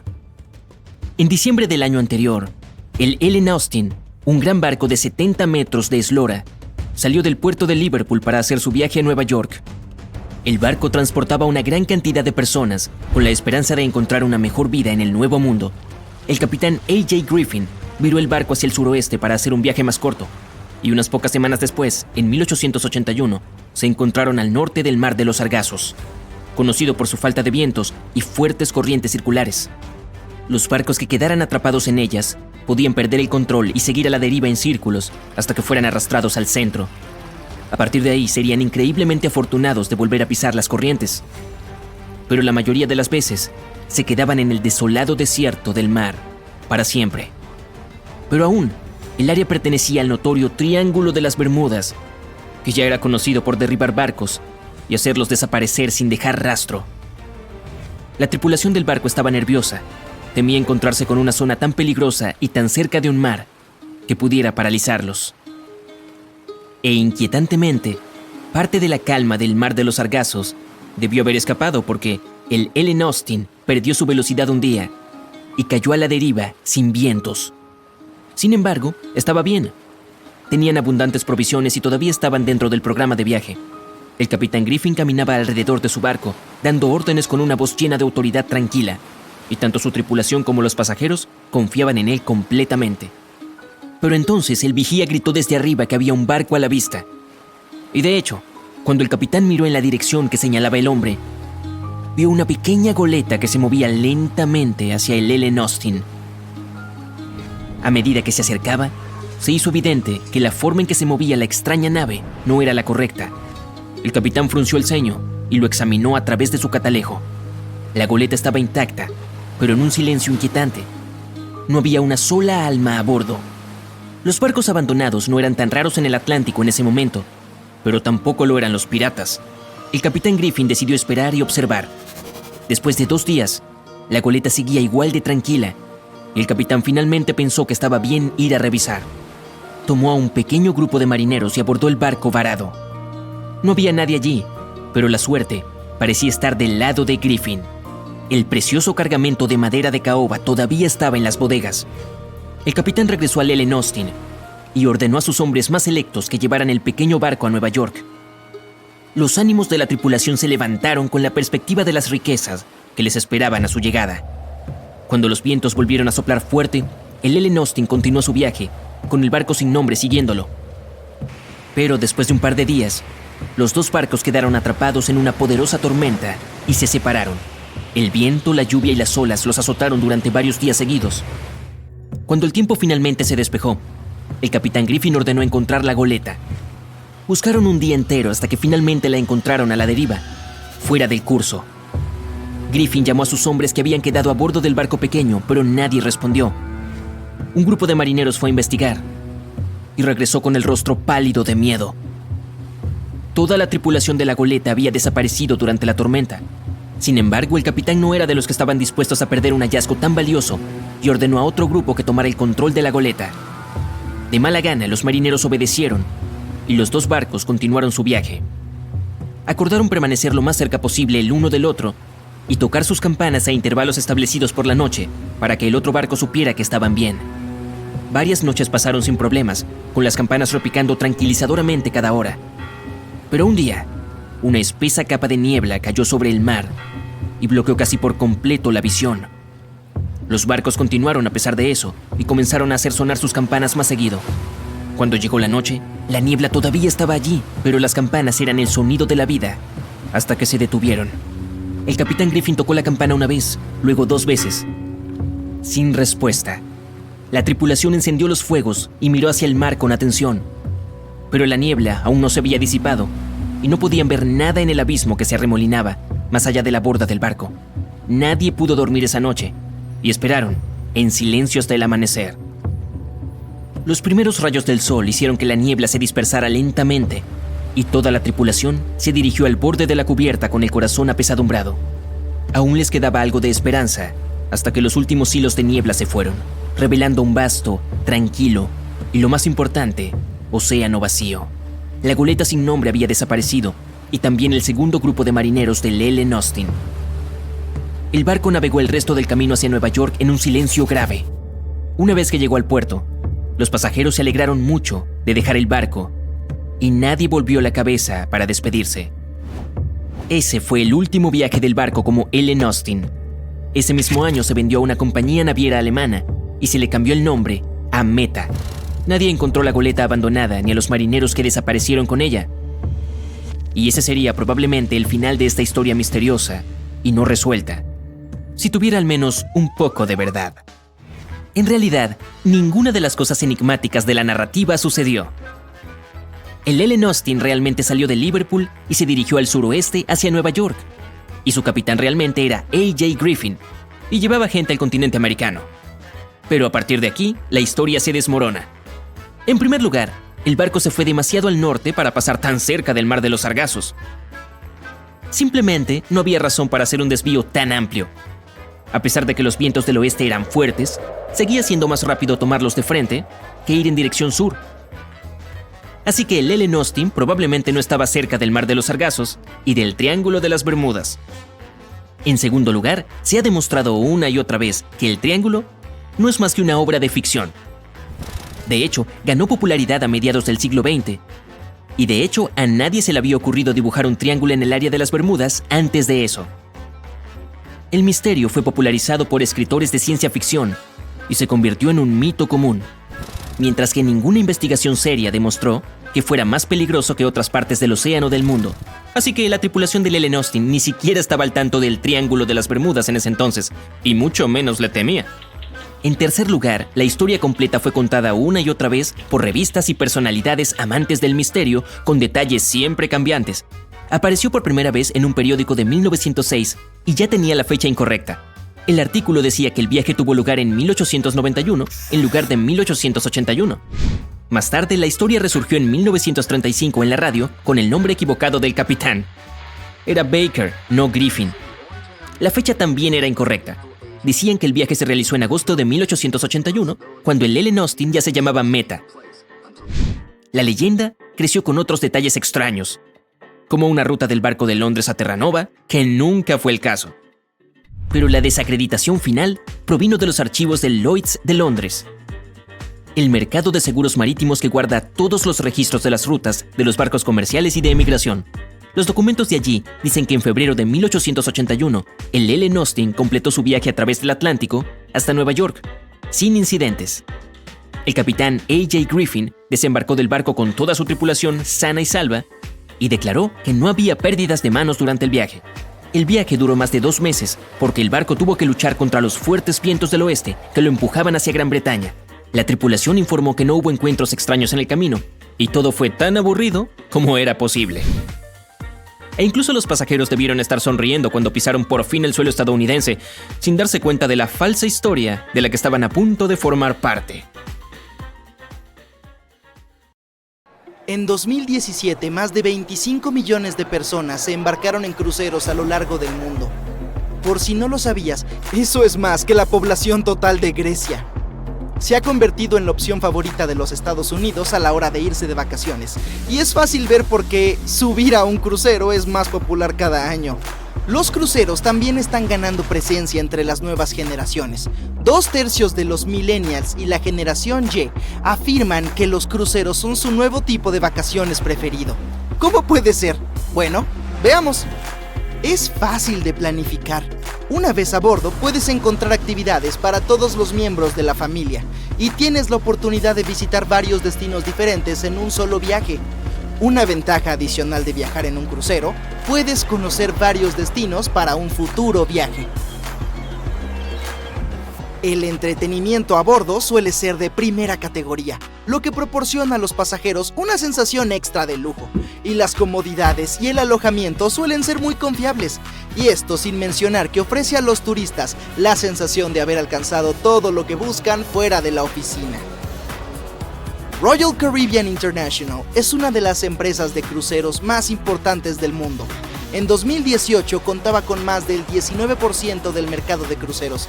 Su flota actual se divide en muchas clases diferentes de barcos, incluyendo la clase Voyager, Radiance y Quantum. La última adición a la impresionante flota fue construida en 2018. El Wonder of the Seas es actualmente el crucero más grande del mundo, dado que este espectacular transatlántico acaba de realizar su viaje inaugural en marzo del 2022. Conozcamos algunas de las increíbles ventajas que ofrece a los pasajeros. En primer lugar, el barco es tan grande que tuvo que dividirse en vecindarios. Es lógico, ya que el Wonder of the Seas tiene capacidad para casi 7,000 pasajeros. ¿Te gusta Nueva York? Genial, porque cuenta con su propio Central Park, con unas 10,000 plantas que puedes conocer. El Central Park del barco es una característica de todos los barcos de la clase Oasis, y es uno de los llamados vecindarios. Veamos otras partes, ¿de acuerdo? Como esta cubierta que incluye una sala de juegos, una tienda de dulces y un bar de deportes. Es ideal para dar largos paseos. En el Wonder of the Seas hay una zona para practicar deportes que cuenta con numerosas piscinas y jacuzzis. En la zona deportiva puedes hacer todo tipo de actividades. Luego está la Royal Promenade, o Promenade si así lo prefieres. Es la calle principal del Wonder of the Seas, con bares, salones y lugares para tomar un café o un lujoso latte. El vecindario de entretenimiento es el punto central de las actividades de ocio del barco. Aquí los huéspedes pueden encontrar un club de comedia, una pista de patinaje sobre hielo y hasta un teatro. La zona de spa y ejercicio es tranquila y cuenta con una gran variedad de tratamientos disponibles. Por cierto, el centro de ejercicios es gratuito, así que no hay excusa para que los pasajeros se salten el día de piernas. Han agregado una octava zona adicional al Wonder of the Seas llamada Vecindario de las Suites. Es una zona exclusiva y diseñada para los huéspedes que se alojan en las suites. Oh, ya entiendo. Se encuentran en la parte superior del barco. Estos huéspedes tienen miembros del personal designados para ellos llamados Royal Genies. Sí, si frotas una lámpara en tu suite, ellos aparecerán. Nah, es broma. Los Genies son similares a los mayordomos y pueden atender a unos pocos camarotes. Por supuesto, la compañía de cruceros quiere evitar que los demás huéspedes hagan varias preguntas a estos miembros de la tripulación y que acaparen su tiempo. Por eso, los genios no llevan etiquetas con su nombre en las zonas públicas. En cuanto a su itinerario, inicialmente el Wonder of the Seas iba a tener su puerto base en China, pero Royal Caribbean decidió trasladar el transatlántico a los Estados Unidos. En marzo de 2022, el barco comenzó su viaje con itinerarios de 7 noches por el Caribe Oriental y Occidental. En mayo de 2022, el Wonder of the Seas tiene previsto un viaje a Europa con cruceros por el Mediterráneo Occidental desde Barcelona y Roma para sus pasajeros. Los turistas también podrán visitar Palma de Mallorca, España, y Capri, Italia. Cuando termine la temporada de verano, está previsto que el Wonder of the Seas regrese a Florida para ofrecer viajes durante todo el año a partir de noviembre de 2022. Existe un rumor falso que afirma que habrá un nuevo crucero especial para alérgicos y que se llamará Wonder of the Achis. No hay nada de cierto en eso. Es difícil imaginar un barco tan enorme y capaz de albergar tantas comodidades a bordo. A modo de comparación, el Titanic fue el barco más grande de su época, con 270 metros de longitud. El Wonder of the Seas no solo mide 360 metros de largo, sino que también es un 36% más alto y un 34% más ancho. Hablando de botes salvavidas, que es lo que voy a hacer, el Titanic tenía apenas 20 botes salvavidas a bordo, que trágicamente no fueron suficientes para acomodar a todos los pasajeros después de que el barco chocara con el iceberg. Pero el Wonder of the Seas tiene un número aún menor de botes salvavidas, 18 para ser exactos. ¿Suena extraño y peligroso? Bueno, en realidad no, ya que cada uno de estos botes salvavidas puede albergar hasta 370 personas.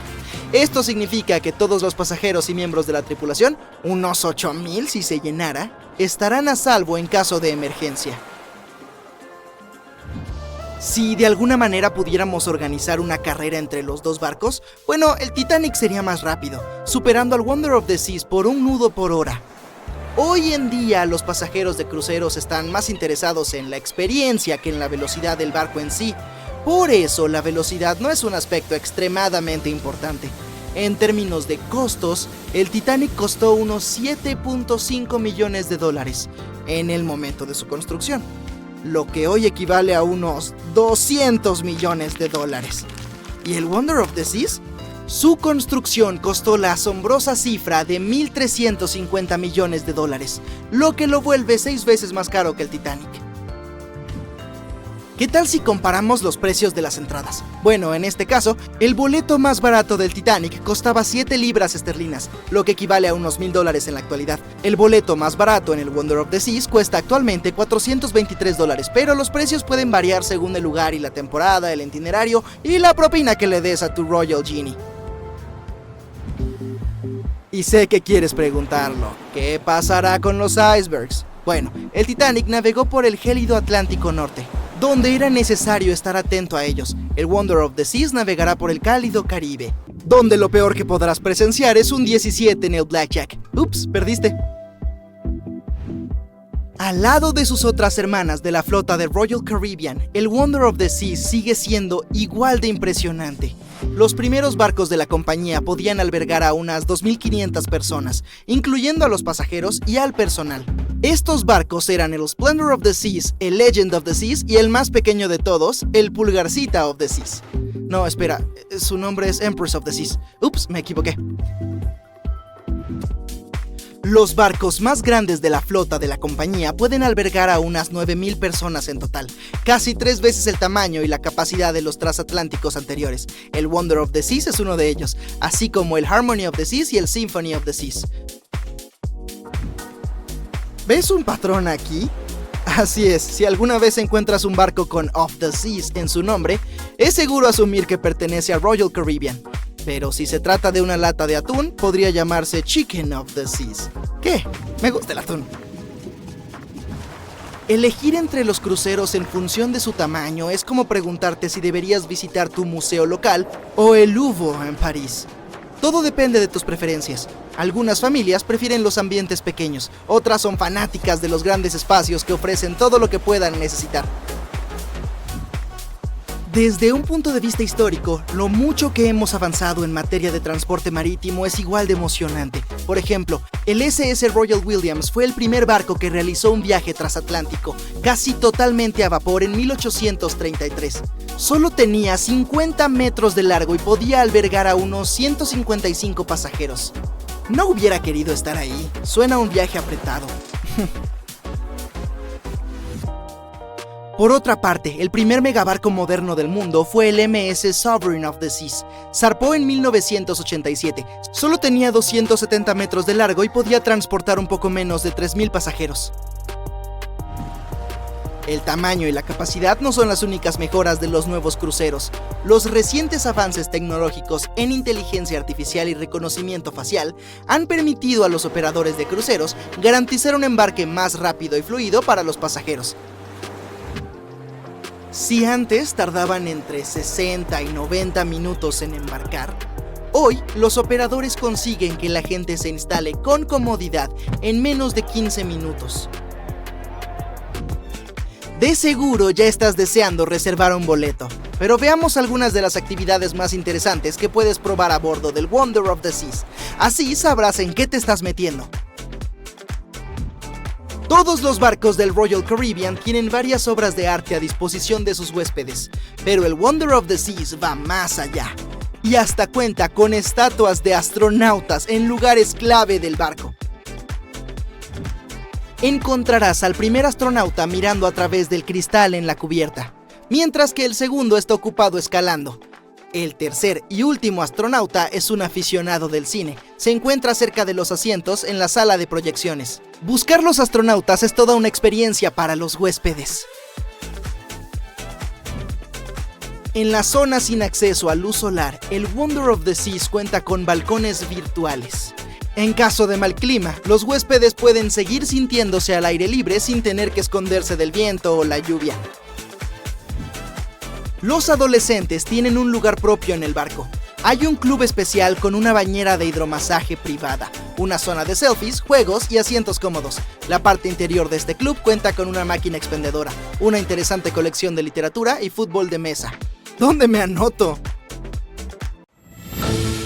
Como marinero experimentado y primer hombre en navegar sin escalas por su cuenta alrededor de Norteamérica y Sudamérica, Matt Rutherford ha visto muchas cosas durante sus travesías, pero sin duda se destaca lo que presenció en 2013 mientras navegaba por las aguas del Atlántico con su colega. A unos 1.300 kilómetros de la costa de las Bermudas, no muy lejos del famoso Triángulo de las Bermudas, observaron un barco que parecía moverse solo. Las velas no estaban izadas y el motor no funcionaba. Los marineros decidieron comprobar si había alguien que necesitara ayuda a bordo, así que se acercaron al misterioso barco. Una vez allí, se dieron cuenta de que no había ni un alma viva a bordo. Rutherford empezó a grabar para documentar su descubrimiento. El barco parecía tan abandonado que esperaban encontrar cosas terroríficas en su interior, pero eso no detuvo a Rutherford en su búsqueda. La nave, que resultó llamarse Wolfhound, parecía lujosa y probablemente costaba cientos de miles de dólares. Era bastante extraño encontrarla flotando sola en medio del océano. Parecía que quien la había abandonado se había ido con prisa. Había ropa y otros efectos personales en la cabina principal. Algunas partes del techo se habían caído y algunos cajones se habían abierto. Los valientes marineros decidieron remolcar el barco fantasma de vuelta a las Bermudas. No fue fácil, porque el Wolfhound era más grande y pesado que su barco. Luego de varios días en el mar, la tripulación se estaba quedando sin combustible y le pidió a un carguero que pasaba por allí que se detuviera para echarles gasolina. Siguieron tirando del Wolfhound hasta que el cabo de remolque se enredó en el timón y se dieron cuenta de que podían quedar varados en el Triángulo de las Bermudas, así que tuvieron que abandonar el barco. Lo que realmente ocurrió y cómo terminó el Wolfhound en medio del océano seguirá siendo un misterio. Se rumorea que pertenecía a un miembro del Royal Irish Yacht Club. El barco realizaba su primer viaje de Connecticut a las Bermudas y luego a Antigua. Se vio envuelto en una terrible tormenta a unos 650 kilómetros de Delaware. Los vientos eran tan fuertes que el yate volcó 2 veces. Un carguero griego rescató a la tripulación. Abandonaron el barco con una baliza de emergencia encendida. Los tripulantes rescatados afirmaron que vieron que la nave se hundía, lo que no hace sino añadir más preguntas a la historia. ¿Cómo volvió a la superficie? ¿Tiene algo que ver el Triángulo de las Bermudas? El propio Cristóbal Colón informó acerca de la extraña actividad de la brújula en esta misteriosa zona cuando se dirigía al Nuevo Mundo. A pesar de las historias de más de 50 barcos y 20 aviones desaparecidos en la zona, Sigue siendo una de las rutas marítimas más transitadas del mundo. Algunos escépticos creen que este dato resuelve el misterio del Triángulo de las Bermudas. Podría tener sentido, porque cuanto más transitada es la zona, más accidentes ocurren. Pero claro, no es el número de desapariciones lo que hace que el lugar sea tan misterioso, sino la falta de explicaciones y los restos perdidos para siempre. El primer barco confirmado que desapareció en el Triángulo de las Bermudas fue el USS Pickering. En 1800 zarpó de Estados Unidos rumbo a las Indias Occidentales. El buque navegó hacia el Triángulo de las Bermudas junto con su tripulación de 90 hombres. Desde entonces, nadie ha vuelto a saber nada de ellos. La explicación más aceptada es que el barco fue arrastrado por una tormenta, pero como nadie encontró restos del naufragio, nunca lo sabremos con certeza. El mayor buque que ha desaparecido en esta misteriosa zona fue el USS Cyclops. En marzo de 1918, con una tripulación de 306 personas, el USS Cyclops zarpó de Barbados rumbo a su hogar, en Baltimore. El barco pasó por el Triángulo de las Bermudas en su viaje y se desvaneció en el aire, o más bien en el agua. El Cyclops nunca envió ninguna señal de socorro y desapareció sin ninguna explicación y sin dejar rastros. El Triángulo de las Bermudas no es el único lugar del mundo donde desaparecen barcos o resurgen misteriosamente. Una de las historias más famosas de buques fantasmas es la del SS Vikimo. Este gran vapor de carga fue construido en Suecia. El 1 de octubre de 1931 quedó atrapado en el hielo. La tripulación decidió esperar y consiguió librarse al cabo de un par de días, solo para volver a quedar atrapada en menos de una semana. Esta vez no lograron salir. Un equipo de rescate acudió por aire para salvar a 22 de los miembros de la tripulación. Otros 15 se quedaron en un refugio de madera que construyeron no muy lejos del barco. Su plan era esperar a que pasara el invierno y volver a bordo. A finales de noviembre, una fuerte ventisca azotaba la zona. Cuando terminó, el Vikimo parecía haber desaparecido con la tormenta. El capitán consideró que debía haberse roto y hundido, pero unos días después, un cazador les informó que había visto el barco a unos 70 kilómetros de su campamento. La tripulación consiguió encontrarlo y se llevó la carga más valiosa de su bodega. Temían que el Vikimo no sobreviviera a aquel duro invierno, pero al final lo consiguió. Una vez desaparecido el hielo, se alejó flotando y terminó a la deriva por las costas de Canadá y Alaska. Mucha gente dijo haber visto el barco fantasma en alta mar. Algunos incluso intentaron abordarlo para salvarlo, pero el tiempo no lo permitió. La última vez que alguien vio el SS Vikimo fue en 1969, 38 años después de que su tripulación lo abandonara. Todavía podría estar a la deriva en algún lugar del océano. La historia del MV Joyita ocurrió en el Pacífico Sur. Originalmente era un yate de lujo de madera. Tras prestar servicio durante 20 años a varios propietarios, se convirtió en un buque mercante. En 1955 emprendió un viaje comercial que debía durar unos 2 días. Cuando no llegó a su destino a tiempo, nadie se preocupó al principio, ya que en aguas abiertas puede haber contratiempos. Pero un día más tarde, sin señales de socorro del Joyita, era evidente que algo grave le ocurría. Había 25 personas a bordo y sus familias querían encontrarlas. Un equipo de búsqueda y rescate trabajó duro durante 6 días, buscando el barco o al menos sus restos en un área de casi 260,000 kilómetros cuadrados. Es decir, 1,5 veces más grande que Florida. Lamentablemente la misión tuvo que regresar sin ningún resultado. Parecía que el Joyita había desaparecido sin dejar rastros. Un mes más tarde, otro buque mercante avistó al Joyita a la deriva en el océano, a kilómetros y kilómetros de su ruta original, y ninguno de los tripulantes o pasajeros estaban a bordo. La carga también había desaparecido. Los botes salvavidas tampoco estaban, así que la gente debió escapar del barco con la esperanza de salvarse. Resultó que la tripulación había estado intentando conseguir ayuda mientras sintonizaban la radio en el canal internacional de socorro. pero un cable dañado no les permitió enviar la señal a más de 3 kilómetros. Aparentemente, cuando abandonaban el barco, la tripulación se llevó el diario de viaje y aún no sabemos qué le pasó exactamente al Joyita. Los familiares de quienes iban a bordo siguen buscando respuestas. Un profesor afirma que debió ser una tubería corroída la que goteó e inundó el barco, pero lo más probable es que nunca lo sepamos con certeza. En el Océano Pacífico, cerca de Japón, hay una zona apodada el Mar del Diablo. Se cree que es uno de los 12 vórtices viles que rodean la Tierra. Algunas personas afirman que en los vórtices viles ocurren cosas extrañas porque la atracción de las ondas electromagnéticas del planeta es más fuerte allí que en cualquier otro lugar. El barco más famoso que desapareció en la zona fue un patrullero pesquero, el Kaio Maru número 5. En 1952, el buque se dirigió allí para investigar las naves que habían desaparecido anteriormente y se desvaneció junto con 31 tripulantes. Los científicos no creen que se trate de una desaparición misteriosa.